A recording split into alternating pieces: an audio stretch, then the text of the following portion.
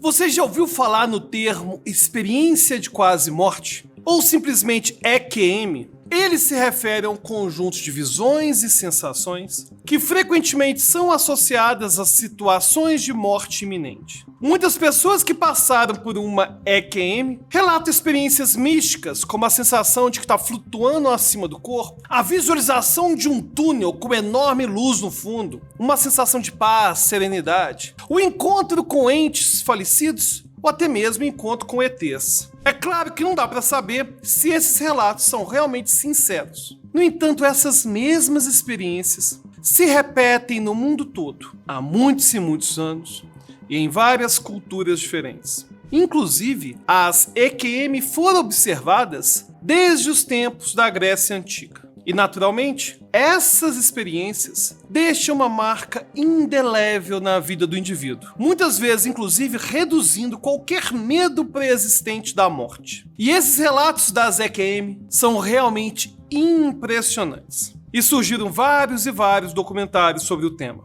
Aqui mesmo no YouTube, você encontra um monte de vídeos sobre esse tema. Em 2021, a Netflix lançou um documentário chamado Vida Após a Morte, onde temos várias histórias envolvendo EQM, reencarnação e fenômenos paranormais. I think I'll be asking questions till the day I die. Again.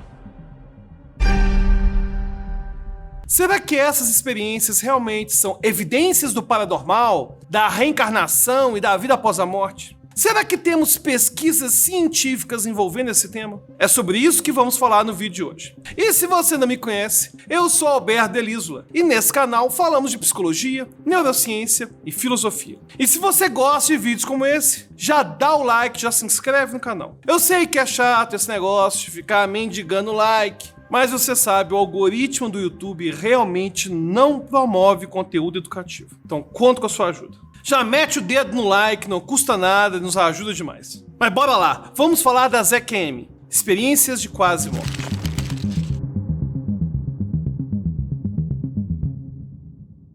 As EQM se referem a fenômenos que normalmente são relatados após o indivíduo ficar clinicamente morto ou muito perto da morte. O termo experiência de quase morte, que em francês expérience de mort imminente, foi proposto pelo psicólogo e epistemólogo francês Victor Heger em 1896. Victor Heger usou esse conceito no artigo chamado Le Moi de Morin.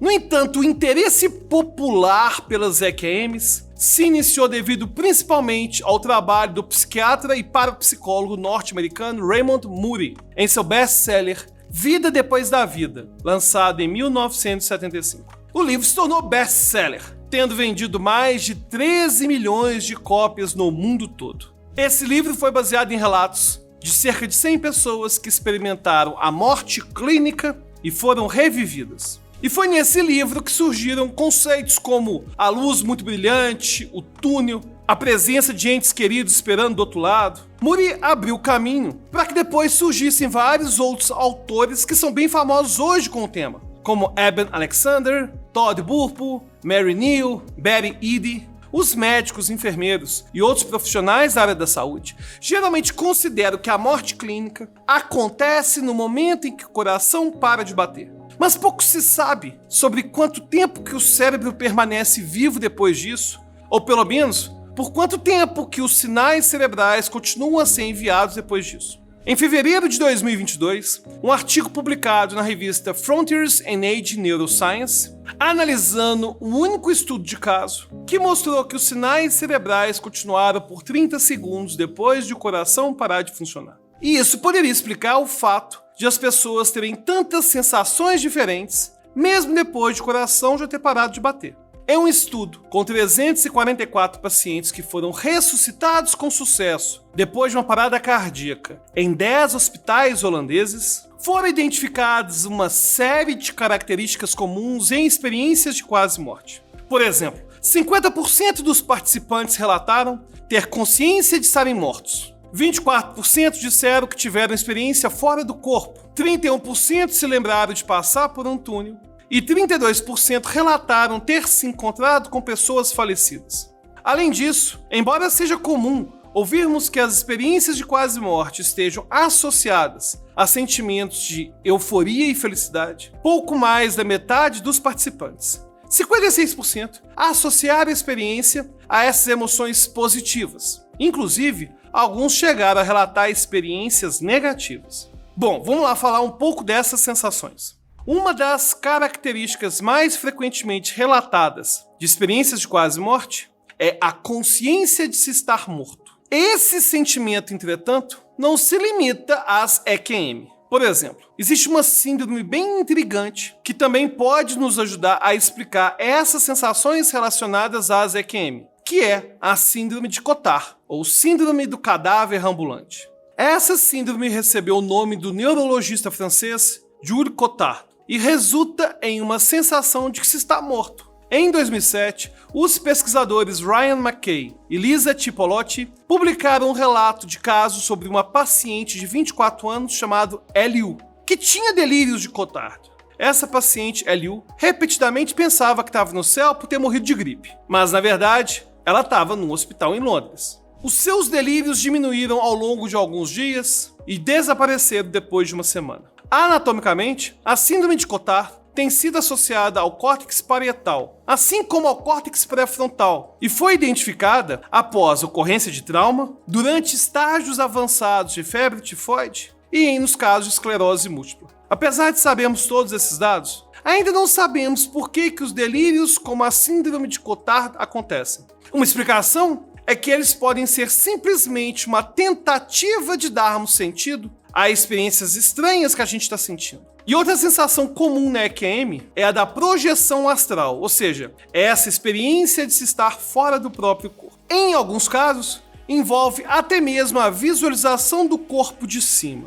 O célebre neurocirurgião canadense Wilder Penfield, falecido em 1976, foi um grande pesquisador da mente humana. Ao observar o fenômeno da experiência fora do corpo, ele argumentava que o fenômeno poderia ser inteiramente explicado com base no cérebro. Afinal, essas experiências também são comuns durante os padrões de sono interrompidos que ocorrem pouco antes de dormir ou de acordar. Por exemplo, a paralisia do sono, que é uma parte natural do sono REM e que resulta em paralisia quando a pessoa ainda está ciente do mundo externo. E ela é relatada em até 40% da população e está associada à hipnagogia. Hipnagogia, que é uma sonolência auditiva vívida, com alucinações visuais ou táteis associadas ao ciclo vigília-sono, e que podem resultar também nessa sensação de estar flutuando sobre o próprio corpo. Em 2004, o pesquisador Olaf Blank e seus colaboradores demonstraram que experiências de fora do corpo podem sim ser induzidas artificialmente pela estimulação da junção temporoparietal direita. Quando essa área era estimulada, o paciente dizia coisas como "eu me vejo deitado na cama". Outros estímulos resultaram na sensação do paciente como se estivesse flutuando. Os autores do estudo sugeriram que as experiências fora do corpo resultam de uma falha na integração de informações multissensoriais do próprio corpo, o que resulta na ruptura dos elementos fenomenológicos da autorrepresentação. As EQM também estão associadas à percepção de que se está descendo um túnel muito escuro e emergindo no mundo de luz. E essas experiências também podem ser induzidas artificialmente. Os pilotos que voam na Força G às vezes podem experimentar um fenômeno conhecido como síncope hipotensiva, que geralmente causa perda visual periférica em forma de túnel ao longo de 5 a 8 segundos. Embora no caso das experiências reais de quase morte, os mecanismos ainda não estarem bem claros, uma revisão feita pelo neurologista americano Kevin Nelson e seus colaboradores sugeriu que a luz no fim do túnel poderia ser explicada pela atividade visual durante a isquemia retiniana que ocorre quando o suprimento de sangue e oxigênio para o olho está esgotado. Um distúrbio visual como glaucoma também pode sim gerar uma perda de visão periférica, levando a essa visão de túnel.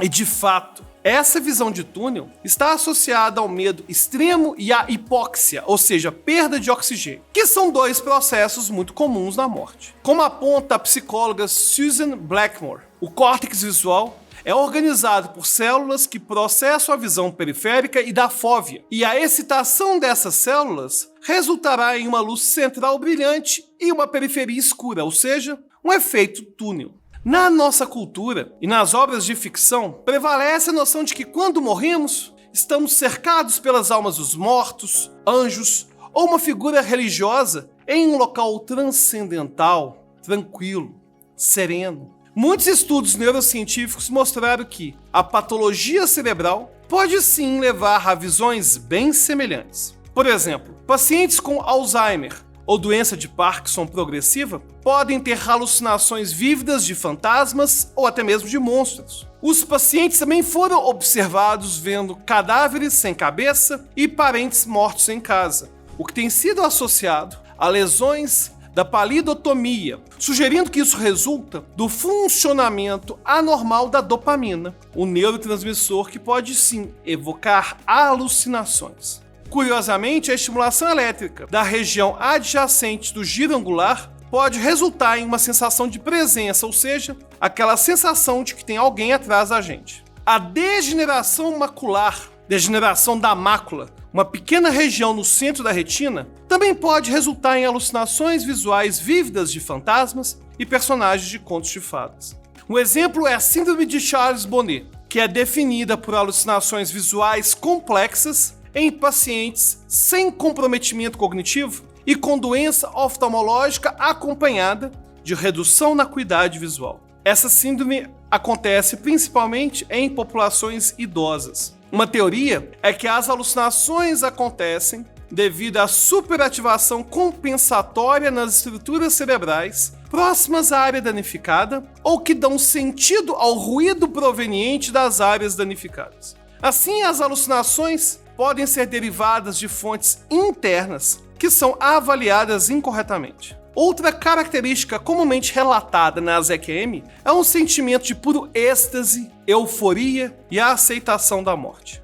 Muitas drogas medicinais e recreativas, no entanto, podem se assemelhar às emoções e visões positivas relatadas em experiências de quase morte. Em doses variadas, a administração de ketamina pode imitar essas experiências, incluindo alucinações, experiências fora do corpo, emoções positivas como euforia, dissociação e até mesmo experiências espirituais. A ketamina, às vezes, é usada como anestésico por meio de sua ligação com os receptores opioides. Aliás, tem vídeo de ketamina aqui no canal, se você depois quiser assistir. E alucinações podem acontecer no uso da ketamina através da inibição dos receptores N-metil-D-aspartato, NMDA, os mesmos receptores que são evocados durante a administração de drogas recreativas como a anfetamina. Assim, os processos neuroquímicos que a ketamina evoca podem ser bem semelhantes a algumas das experiências emocionais positivas e visões durante as EQM, através da evocação das propriedades recompensadoras do sistema opioide e também, é claro, uma atribuição errônea de eventos devido à ruptura do córtex pré-frontal. E esses processos podem acontecer naturalmente, e sistemas semelhantes são evocados quando animais estão sob extremo perigo. Por exemplo, os sistemas de dopamina e opioides tornam-se ativos quando o animal está sob ataque predatório. Assim, esses sistemas endógenos entram em ação durante eventos altamente traumáticos e provavelmente evoluiriam para ajudar na sobrevivência do organismo. Então, como dito aqui no vídeo, a EQM é um conjunto complexo de fenômenos, e uma única explicação não é realmente capaz de capturar todos seus componentes. No entanto, todos esses componentes podem sim ser explicados com uma perspectiva materialista e científica. Inclusive, um estudo sobre EQM mostrou que metade dos pacientes que voltaram dessa experiência, relatando experiências intensas do período de quase morte, acabou morrendo ao longo do mês seguinte. Mas entre os que voltaram da morte e não se lembram de nada, o índice de óbitos não chega nem a 10% no mês. E isso levanta a hipótese de que quem lembra de alguma coisa pode ter tido alguma lesão cerebral naquele momento. E é claro que temos que entender os limites da ciência. Tem gente que não entende isso não. Ou seja, existem limites para a investigação científica. Pode ser que existam EQM que realmente seja uma amostra do plano espiritual? Claro que é possível, só não é provável considerando a quantidade de evidências que já temos para alguns casos. Mas agora eu queria saber a sua opinião. O que você pensa sobre a ZQM? Conhece algum caso interessante? Conta aí nos comentários. Se quiser fazer sugestão, aproveite esse momento. E lembre-se, se você quiser conversar diretamente comigo e com a nossa comunidade sobre EQM ou qualquer outro tema, só clicar no link da descrição e se tornar um apoiador do nosso projeto. Aí você vai ter acesso ao nosso grupo secreto e exclusivo do Telegram. Então, clique lá, torne-se um apoiador e a gente se vê lá no grupo secreto do Telegram. Até a próxima.